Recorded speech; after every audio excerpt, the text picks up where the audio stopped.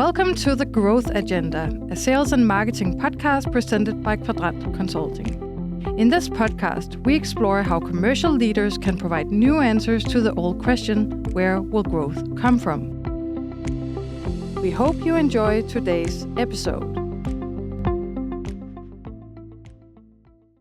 So we're closing the year, but before we're closing the year, of course, we're also looking at our universe of accounts, right? And that's the next topic that we'll cover in this podcast, the topic of account planning and account management.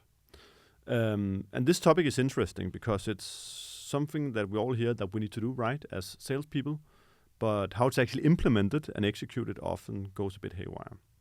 And there's a big study done on this topic that is, I think, surfaces some interesting numbers. The first number is that 80% of commercial leaders actually find account planning extremely valuable. That's good, right? The issue is that 90% of account managers would not recommend their current approach to other companies. And at the same time, 50% also respond that they spend way too much time on the wrong accounts. So yes, important, but often it's kind of broken. And I think it also mirrors some of the stuff we're seeing, right, Martin, working with companies that want to rejuvenate the sort of the discipline of account planning and account management, because it's been reduced to this little bit of a theatrical exercise where you do some stuff, do some work, produce some templates, then put it in the drawer and get back to your normal job, right? So yes, valuable, but how it's actually done is often broken. So teeing that off, Martin, how should we think about this topic and what should companies do? Well, just when I heard you say that, there's this joke in management consulting that whenever you start off a project or you're making a proposal for a project, you create a detailed project plan. It's like a Gantt chart, right, with a bunch of activities down, some bars for when something is going to happen. And the joke is that you only look at that plan once. And that's in the final pitch meeting where you need to show that you have a plan, because everyone knows that this is a complex project. So whenever we've started the project, the plan is outdated. So what do we do instead? Well, we have a plan, but we continuously check in on that plan. How's it going? Do we need to make adjustments?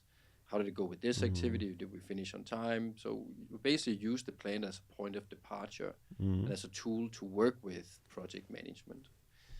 The reason I say that is like we're at the end of the year now, or approaching the end of the year, and I'm sure a lot of account managers made plans at the beginning of the year for what they wanted to achieve with their accounts.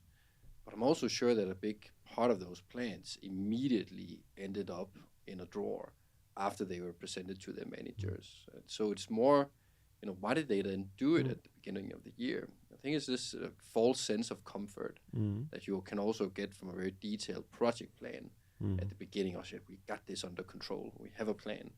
But you never looked at it throughout the year and never used it as a working tool. Then my half empty perspective on this, why do we even need it then? If it's just total theater, is it a valuable discipline to even instill? I would say for a lot of account managers on a lot of their accounts, it's not. So if you have an account where you're the only person involved in that account, say it's a small one, and you're pretty sure about what you want to do with this account here, it's not very complex. Well, do you need to spend a lot of time creating a plan for how you're going to tackle the complexity of this account? You don't. So what do you need the plan for? Well, there are two scenarios where you need the plan. The one is that if it's so complex what you're going to do with this account that you need to talk to other people, your manager, for example, then you need to have a piece of document that shows what do you want to achieve with this account, what are the barriers holding us back, so you can discuss the different options there. So the plan there enables your manager to do basic coaching on how to work with the account. The other thing is, if you have large, complex accounts, typically you're not the only person involved. It's a team thing, right? The technical person, the customer service person. So a lot of different stakeholders involved in the account. And you all need to align on what is the goal with this account here? What is the plan? What are we going to focus on? So there you need that document too. But for the vast majority, and I think that's why we work with accounts too, but on a lot of them we don't have any plans because I know what I'm going to do with most of my accounts. I don't need to create a plan for it. But then there's those few accounts where they're bigger than that, and we do need to coordinate multiple people around it. And for that, we need to align on what the plan is. Interesting. So you're saying some accounts need them, some don't. Another topic I know you've been which was a bit of an aha moment for me, Martin, is that sort of the ongoing motion of managing accounts often ends up being reduced to managing opportunities, incoming opportunities on the account, right? How should account management and planning evolve to be more than just handling opportunities on the account? Account management is a little bit different than opportunity management, right? Or opportunity portfolio management. For me, opportunity management is about creating more sales opportunities and maximizing your win rate on those opportunities that are in the pipeline. That's basic pipeline management, processing opportunity those, management. But the question for key account management is a little bit different. The question for key account management is, how do I maximize the probability that I'll create opportunities in the future, that I'll be able to win those opportunities in the future? So when you look at key account management, you have to put in the perspective of, how strong are my relations to this account? Is this something we need to work on in order to create opportunities in the future and win those? How much engagement do I have with this account here on a regular basis? That's something we need to work on to create and win more opportunities in the future. So basically, account management also needs to look at how we ensure that we'll be able to generate growing business with this account in the future. And often it gets mixed up with pipeline and opportunity management, which is much more focused on what's there right now and performance on that. And that's, I guess, is also why you need sometimes dedicated account managers that can go a little bit above the opportunity and run that cadence needed to build stronger relationships and penetrate the account, position your company in the proper way to win future opportunities. Makes a lot of sense. Another thing which I think is, at least I've seen, is that a lot of account management practices become too backwards looking. So you end up spending a lot of the energy in that cross-functional group, where a lot of the people involved have other things to do as well, on what have we done, right? Clicking, or sort of ticking off boxes, right? Documenting stuff that's already been done. And less effort is actually put into what are we going to do, right? In order to drive the account forward based on some of the parameters you just outlined, right? So does this philosophy of account management versus opportunity management also change the way you work in the team on a day-to-day basis? I think it does. There's and this is where it gets a little bit tricky, account management, right? Because for sure there's a short-term perspective in it. You know, most companies, they have some sort of ongoing transactions with their customers, and for sure you need to be on that, right? If one of your customers start deviating from what you thought they were going to buy, what's in the contract, you need to take action on that. If there's not a lot of opportunities being generated, you need to keep focus on that. But you also need to have that long-term perspective, saying, well, where is it that we're going with this account? And I think that's where it often gets mixed up, right? That we do a plan for the long term, but we end up only managing for the short term.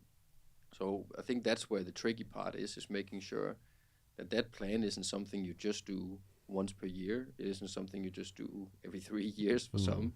When you make these, like in 3 years, we're going to 2x revenue on this account here. It's much more like a living thing, you know, month for month. What is our plan for this account here, given the new information that we have? And you can have, so it's not really creating new plans every year. It's just looking at that plan every month maybe and saying, if we look 6 months ahead, 1 year ahead all the time, what's the plan? What are we focusing on? What are we doing? Because we're getting new information in all the time. So for me, that's the big change when we talk about account management and linking that to account planning.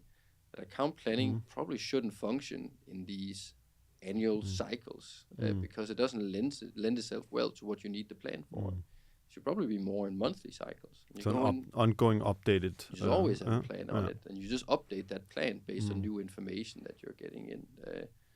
Stakeholders changed in the organization, that changes the plan. Now we need to do something different than we thought we were going to do. So I'm much more on that as using the plan for it. So you don't need to actually create a new plan every year. No. you basically just create it or like adjust it every month based on information.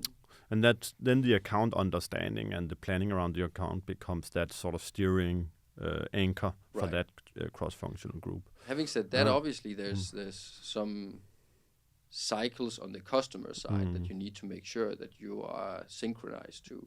For example, if you know that annually they're looking at contracts, or every 3 years things are up for renegotiation, that obviously needs to be in your plan, right? How you're going to handle that. But I don't like these annual cycles of planning something on an account, because I know what happens. Like, as soon as you've made that plan and you step into the real world, something happens and the plan changes. So you need to make sure that you're on that, like, month by month, I would say, with most of these accounts. What about when you look at organizations that are maybe coming out of mid-market or something similar, growing into enterprise, typically where you have these bigger whales, bigger accounts, bigger potential, probably also some sort of cross-functional engagement model, and they need to, from sort of scratch, build this muscle, right? Because my view is actually it can also be a little bit of a organizational transformation, actually, because it's a different working cadence between, this thing about showing up, handling inbound requests, doing stuff, suddenly starting to apply sort of planning and cross-functional sort of engagement at account level, right? So there's something about also leadership and capabilities and people, right? Getting this organizational part and ways of working and technology, getting the organizational part in place. I would say the first thing you probably look at is there's this weird thing in sales where sales managers that were promoted to managers because they were good salespeople perform really bad as sales managers. And the other way around, sales managers that weren't that good at selling, they weren't the highest performers, but they became sales managers. Generally, their teams perform better. So the thing that's going on here is that the skills you needed as a salesperson aren't the same skills that's going to make you good as a sales manager. And I was asked this question a few months ago when we had an event in here on key account management, or winning big accounts, I think it was, where someone asked, what should you look for in a key account manager? So, well, I think that the thing that often goes wrong is that what you're looking for is their performance as a salesperson. How good have they been at creating new sales opportunities, driving those through the pipeline, so them being in the role of the executor. But when you become a key account manager for these larger accounts, your role starts to change. You're not the only one who's out there engaging with the customer. Actually, what you have to do is start being sort of an orchestrator of multiple people. And it's so difficult to do because suddenly you have to assume the role of informal team leader. You don't even have the direct control of these people that are working on the account most of the time. The technical specialist might work somewhere, customer service work somewhere else. But what you have to do is be able to rally them around a shared plan, something you want to focus on with this account. So you have to put all these other skills into play. So I would say when companies move from working with smaller accounts to working with bigger enterprise accounts, you really have to check who they're hiring in for those roles as key account managers on large enterprises. Because if you just take your best performing salespeople, maybe you're screwing up in two ways. Maybe you're removing them from where they're really good on the smaller accounts, but also you're adding someone to these key accounts that don't actually have the skills yet to be able to play that role of playmaker, orchestrator, manager as a key account manager. What are some of the key sort of capabilities a really sort of strong key account manager needs in order to succeed? The thing that I've seen the most is you almost have the skills of a really good project manager. So if you think about the projects that we do or the projects that our customers do, it's someone who can rally different people around a shared ambition. So on this account, we believe that we can 3x the revenue we do with them by expanding geographically with them or something like that. But I need some different people on board in order to do that. So you rally people around a shared mission, you rally people around a shared plan for how to do that, and then you're really good at keeping a cadence with those people where you're constantly checking in, seeing if you need to make adjustments to the plan, and then get things executed. So you almost have the skills of a really good project manager in this case here. Also, what can happen when you're dealing with really large accounts that are in multiple markets, you're not even the salesperson anymore. You have local account managers on this account here because that's where buying happens. And you're really just the orchestrator of everything that goes on. Obviously, you might still be involved in some engagement when procurement comes into play, or you need to go to meetings with the headquarters. But actually, you're more trying to orchestrate business with this account at multiple levels of your own organization and multiple levels of the customer organization. So you have more the skills of a business leader, a project manager, than you do of a really good salesperson who can, teach Taylor, take control, and do a 9-block model or whatever. Makes sense. What about back to the operating model? In order for companies to sort of industrialize how they work with proper account management, given that the accounts are of a fair size, is it different when it comes to potentially sort of opening up and acquiring an account versus managing a big sort of existing customer, where you need to probably engage with known stakeholders and do more of the same, right? How do you see that discrepancy, if there is one? I think it's quite different. Just think about your own experience opening up new accounts versus managing existing ones. When you're opening up new accounts, it requires a certain entrepreneurial spirit as well. So you have to have a certain level of energy, I think, in order to start business with new accounts and build up that business. Obviously, like in an ideal world, you have key account managers who can do both. But I think the hardest part is building up that business with new accounts. And it's such a precious skill to have that I would almost say, if I found someone who excelled at building up new business, like an entrepreneur within the company, I would almost always hand over the accounts they've built up to someone else in order to have them focusing on building up new business, because that's the really hard thing to do, I think. It's not that key account management isn't difficult. There's always, people to be coordinated, changes happening. But that from 0 to 1 is just extremely challenging, especially if you're doing enterprise sales. They're not out there changing suppliers all the time necessarily. So it requires an extra effort and perhaps that entrepreneurial spirit in people. They're almost like little entrepreneurs, little business builders within the company in that way.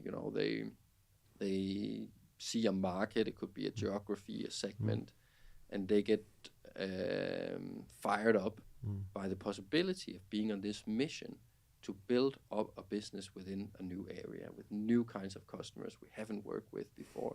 Get really fired up with that. But once it goes into management, maybe they're not necessarily the right ones for it. Maybe they don't even want to, because it doesn't fire them up in the same way. It's a little bit like you and me, right? Why are we in the business that we're in, management consultant? It's probably because we don't get fired up by day-to-day management. It doesn't really get our juices flowing, you know what I mean? Yeah. We need to go out and try and build something all the time. And other people like the other part. They like making sure that there's operations in place, standard processes we're running, those kinds of things. Makes a lot of sense. What are some of the, if you had to look at the sort of current practices, some of the pitfalls that you typically see out there? And it could be maybe that we start out with sort of x-raying some of the tools and templates that are being used, right? Or not used. Maybe that's the biggest issue. Why? What's going on? So I always, whenever I come out to a new company and it's about account management, I always ask to look at their account plans, because that account plan can give you a pretty good indication of what might be wrong with the way that they do account management. For example, the most common thing I see when I go out and I ask for their account plan is that either it's not there at all. So that tells me they're probably struggling rallying different people around a shared mission, a shared plan, if it isn't there, but it's just in someone's head. So it indicates that they're probably lone wolfing it on these key accounts when they shouldn't. They should get different people The other thing that I see in these account plans that isn't necessarily bad, but it's just such a waste of time, is that they become much more focused on just bunch of research and data on the account. So it's just a bunch of, here's what's happening in the industry. This company has grown CAGR 8% over the last 5 years. There's a bunch of research, SWOT analysis in there, but it doesn't really lead anywhere, if you know what I mean. It's just a bunch of intelligence. And sometimes these are thick. It's like 100 pages. I think we've even been hired in sometimes to do account plans where they ask you to do a bunch of primary research on accounts that they're already working with.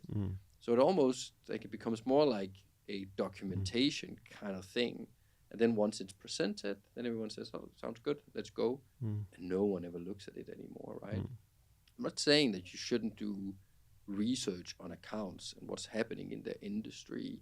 Stakeholders. It makes sense, but I think you should do it when you need to. If there's some sort of decision you need to make around, we can see that we are engaged with less and less people in this account. Is there some change going on in the organization that we don't know about, where people are being let go and we're not engaging with new ones that come in?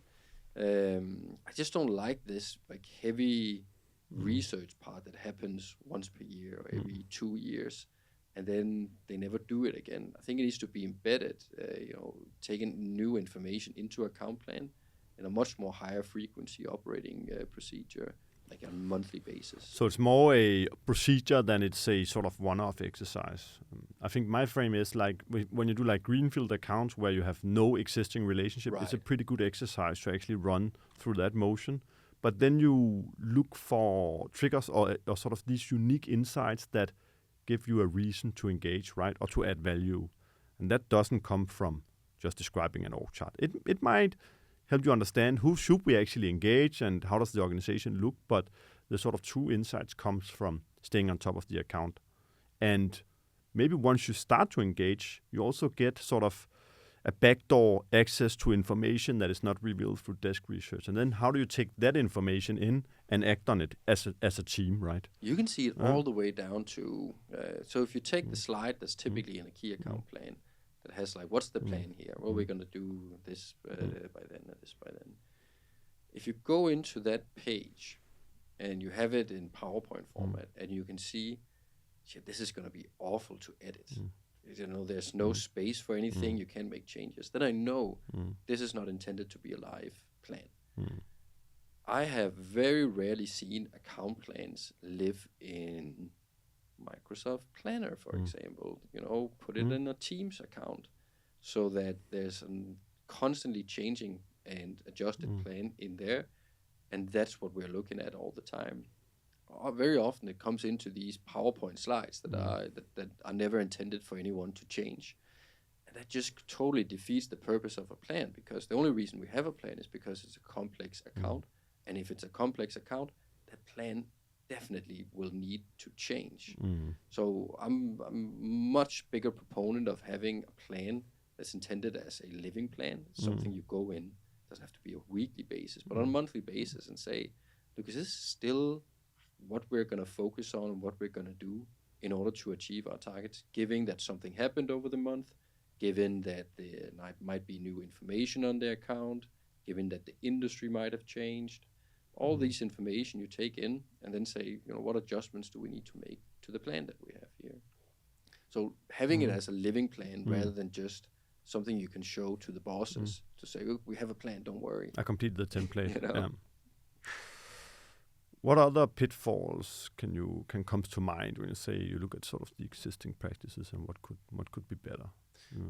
The other thing that comes to mind is as a key account manager, if you have a large account, basically what you need to do is coordinate these other resources from your company around the customer here.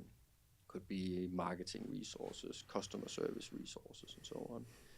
Another thing that I see go wrong very often is that they aren't clear on the resource requirements that they're asking for. So no one ever wrote or told the senior executives, look, in order for me to succeed with this plan, I need a full-time marketing manager committed. I need a technical specialist committed to this team. I need 50% resource allocation from our insights department, from an FTE over there. So they're never clear enough on their resource requirements. And really that's on a key account.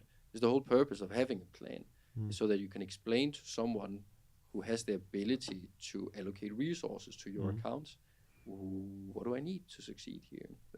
Because very often they'll just create the plan, they'll have some loose contacts associated, but then when rubber hits the road, those resources people start to skip meetings or don't have time to do the actual work that goes into it. They're just like, I'm involved on account such and such, but their time wasn't freed up for it. Because most often, you still have some account teams that are true teams that sell, the way that we wrote about it in the book, where they actually get in different specialist resources to work together on a portfolio of accounts. But very often, a lot of companies are still organized where they have salespeople, they have key accounts, but they're dependent on people from other functions to work with them on their accounts. So getting that resource commitment very often is missing, and it creates problems for them later on. One of the missing links I see, at least in that discussion, is also calling out in a growth strategy or commercial strategy or even corporate strategy that we believe a fair amount of our future revenues will come from these named accounts. If you have that type of sort of a material strategic choice, everything that flows from that should, of course, align resources, planning, attention. All those things should fall in line. But often that document or those decisions have not been made, right? So you'll start to see there's going to be some sort of friction between this and then processing normal. It could be mid-market opportunities or whatever it is, other competing agendas, right? You need that dedicated, I think, decision that we believe these names accounts are so important that they're going to bring home a lot of the beef in whatever the time frame you work with, right? A lot of the times when you ask companies or sales leaders, what's a key account? So that's a very important one. How is it different from other accounts? And the more you dive into it, the more they'll struggle to specify exactly how a key account is different from a normal account or a global key account. A lot of the times they don't have the exact specifications of how it is different. That's why you can find company or customers that are key accounts, but they aren't necessarily that big. They're not strategically important. Maybe they used to be, and we just never changed the way that we work with them. And the reason that so the next question is then like so why haven't they worked on solving this? Because it turns out that a lot of the time it doesn't really matter, because they haven't defined how key account management is different from normal account management, and how key account management is different from global key account management. And by that we mean, if a key account have to live up to certain criteria, what's the thing that we're doing with them in order to give them the benefits that they get as a key account? How is our activity level different? What kind of benefits do they get that's different when you're a key account?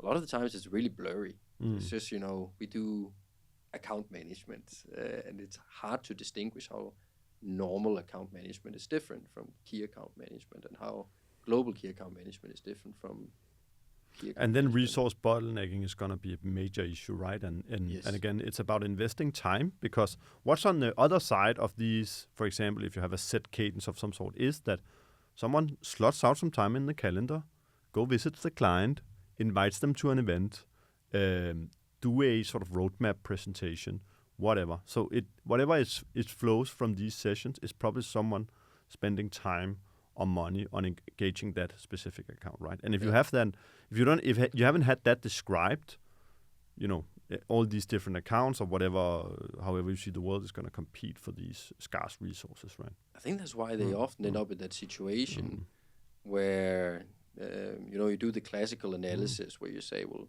who are most important accounts measured on where growth is coming from, who's bringing in sales, and how much time do we spend on them when we look at activity level? And then it always comes out, that analysis, that you're spending way too much time on smaller, insignificant times and way too little time on your most important accounts. So why is that? Well, what we find most often is that it's really, blurry what the system of activities are that defines what we do with the small accounts. So we make sure that that's aligned to how much sales we're actually getting out of them and what we're adding when it comes to these larger accounts that has the potential to bring in more sales. So it ends up a little bit blurry. And then when the year is done, it just happens that they spend way too much time on smaller insignificant accounts and way too much time on, the other way around. Too much time on the small ones and too little on the big ones. But that's a product, again, of ill-defined strategy and not a proper framework on how to engage accounts. So getting that link in place, of course, extremely important. Any other topics? We talked a little bit about the tools and the frameworks, but we also talked a little bit about the strategic piece and organizational piece. What else are common pitfalls that you should be aware of as a company if you want to embark on this journey? I think if you're a business leader and you work with large accounts or you have key account managers, it's probably really good to be aware of what you think these key account managers require to be successful in that role. Because I think a lot of the time you think that they need to be good salespeople, but that's actually not the reality. Once you become a key account manager, it's a different kind of skill set that you need to be successful in that. That's what we talked about in terms of being more like a small business manager, being maybe entrepreneurial if you need to build up new areas. But also, you need to become aware that they're dependent on all these other resources in your organization. You need to make sure that they actually have access to those resources in order to succeed as a key account manager. So I think you need to take the perspective of these key account managers you have and start mapping out what's required for them to be successful. Because I know I can't do what I do with the account managers on smaller accounts, where I can more easily say, look, you figure it out. You lone wolf it. You have these accounts. You can do most of the things here, and then the system will take the rest. Once they become key account managers, then they become dependent on other people. So you have to take that and help them figure out how they work in that new system there. And I think that's the role of the business leader or the sales director, to not just leave it up to the key account managers to figure it out on their own, but to make it very clear to them, what are the capabilities and resources you have at your disposal in order to succeed on this account here. Because it's not necessarily yourself that should do everything all the time. You need to be the playmaker, the orchestrator, but here's what you can put into play, and here's the other things you can orchestrate around that account. It's also something about sort of realizing that in a way in a company we are all in sales, right? I know we're not it's not the title, and it's maybe not something we would all wear with pride, because people working in R&D and stuff are of course not working in sales, but they are sort of doing a little bit of sales work, right? So this idea of understanding the stuff you do and the way you engage with your counterparts in your customer's organization needs to be managed. It needs to be done in a proactive manner, and you need to do it, right?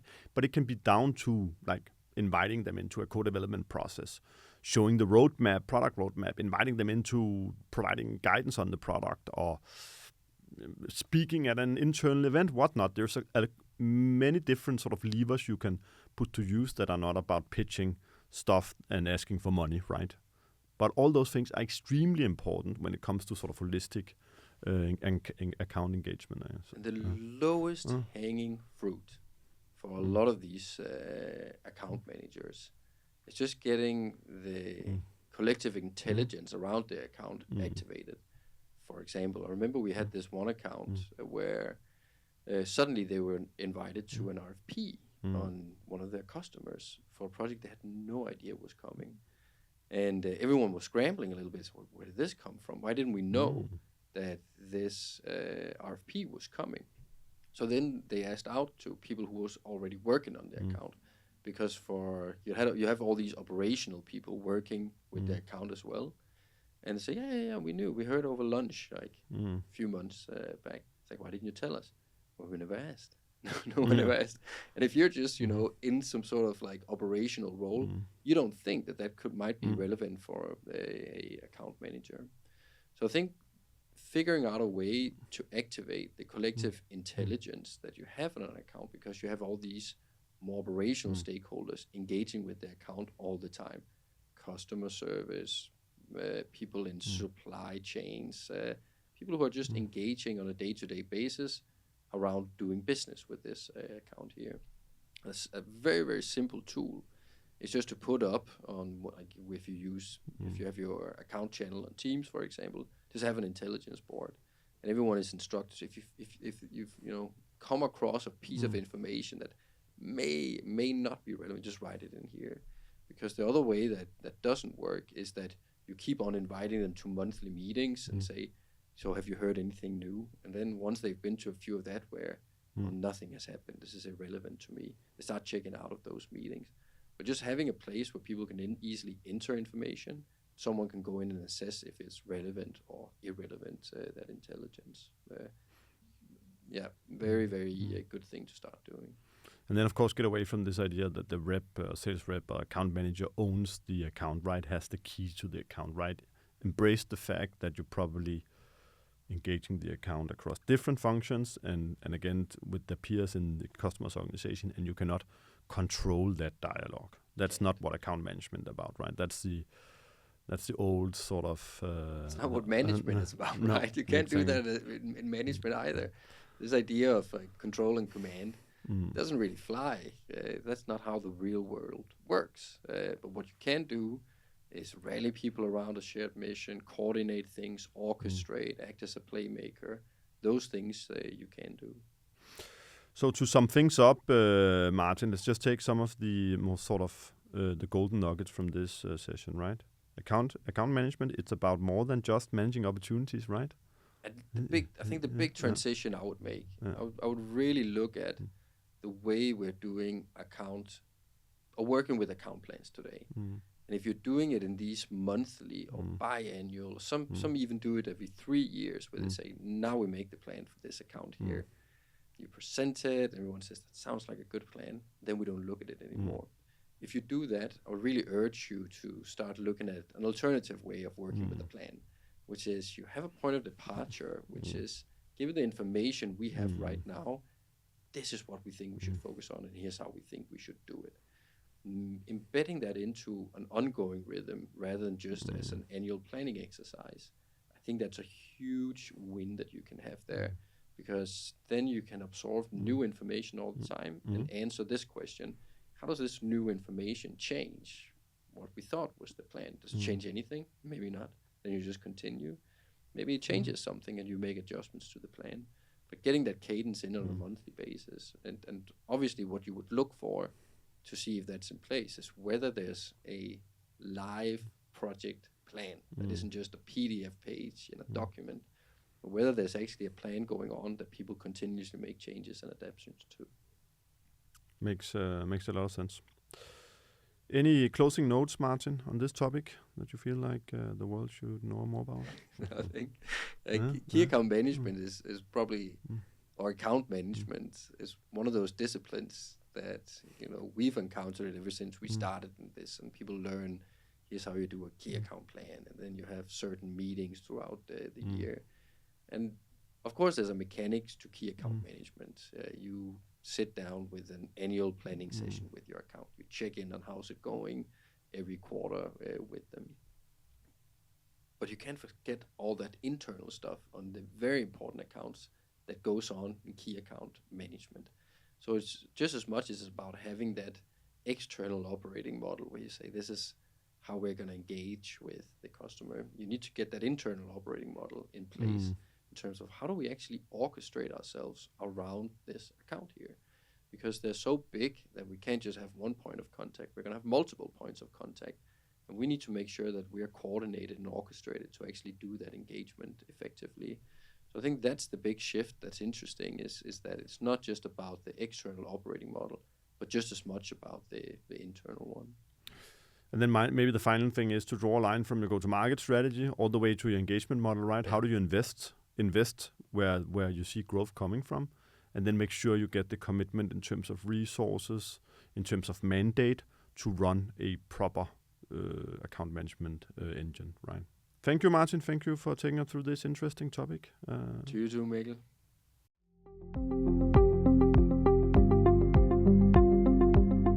Thank you so much for listening to this episode. If you have any questions or requests, you can always contact us at info@kvadrant.dk. If you want to know even more about Kvadrant Consulting, please be sure to follow us on LinkedIn, subscribe to our newsletter, or go to our website kvadrant.dk.